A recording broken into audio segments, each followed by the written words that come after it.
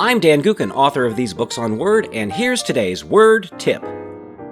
Here's a word processing topic that has nothing to do with words. Shapes! Yes, into your document you can thrust shapes. All kinds of shapes. So say I want two shapes in my document, one in the upper right corner of the page and another in the lower right. Here's a sneak peek of what I want the final page to look like. So I'm going to insert my first shape. Insert tab, Shapes. I'll choose the triangle. Now to draw the shape, I'm going to drag in the document, plus I'm going to press the Shift key while dragging to keep the shape proportional.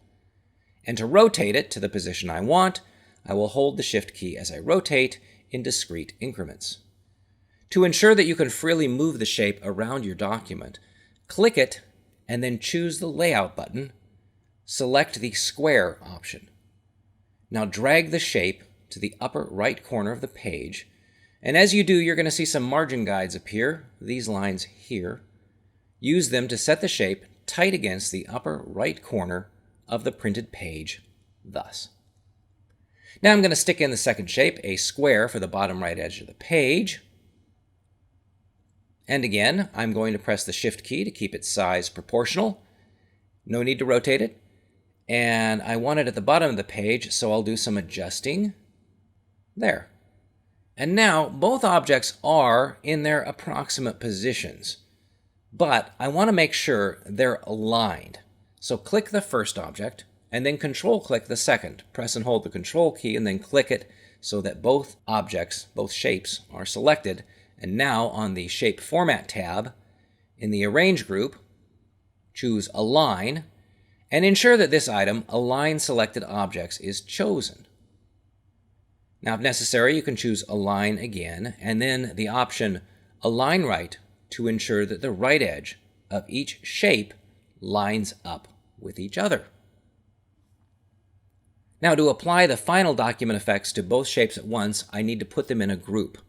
Otherwise, treating each of them as a separate item means I'll have to double my efforts. So I'm going to select both, or they're already selected, and choose Group, Group.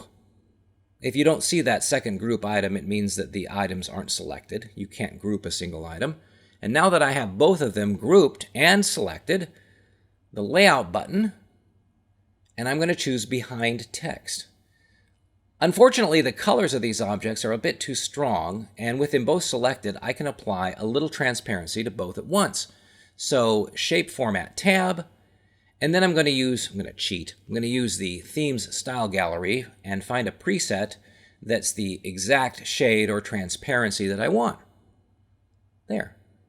Setting images on a page like this allows you to spice up your documents with more than plain text, and grouping the objects keeps them together.